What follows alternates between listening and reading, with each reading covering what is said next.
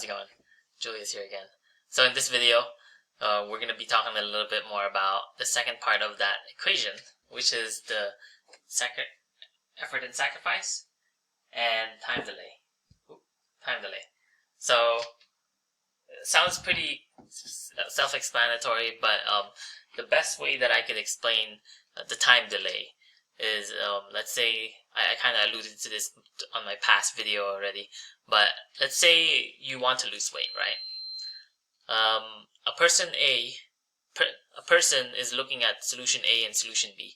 Solution A is liposuction, and solution B is going to training class, right? Training weight loss or a trainer.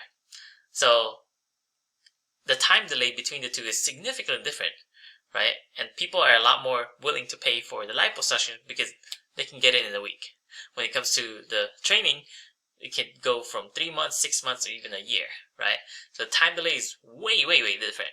So that's the best way I can do it, that I can explain that. And it's, of course, effort and sacrifice if we were to use the same metaphor or same example. Liposuction, there's a bit of pain, of course, like maybe for a week or so, but compare that to when it comes to 3-month training, you're extending that pain to like 6 months, right? Or 3 months, 6 months, or whatever, how long you need it to lose weight. So hopefully you can see this is kind of like one of those things that there's more knobs that you can actually use to be able to raise up your prices, because the more things that you play with to make your service more valuable, the more the higher prices that you can charge, right? So think about it like, let's say, another example that I can think of when it comes to effort and sacrifice. Like, let's say you did a landscape design and landscape installation on the backyard, right? Now, do they need to do maintenance when it comes to their backyard now that they have, I don't know, whatever design that you have? Do they need to do other things that they don't do normally to be able to upkeep that?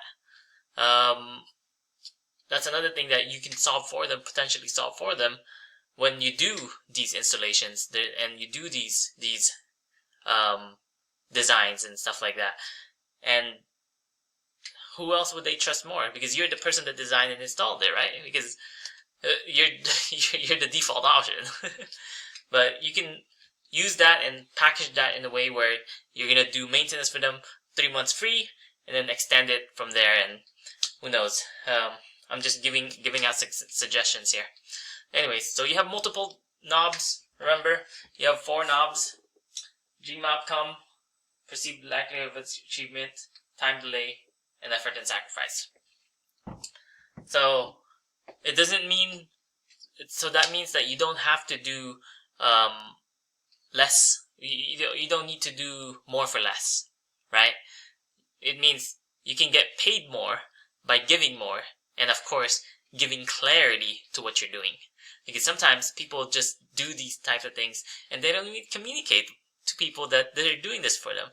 Like, for example, if there's a person, the landscape designer, that does these jobs in half the time of his competitors, he doesn't tell the customer.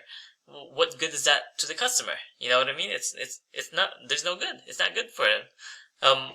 So if he's able to communicate, he's actually faster than all the other competitors, and he's still able to do the same quality even better. Then that's a lot more valuable because they get it done faster, right? Hopefully this is making sense.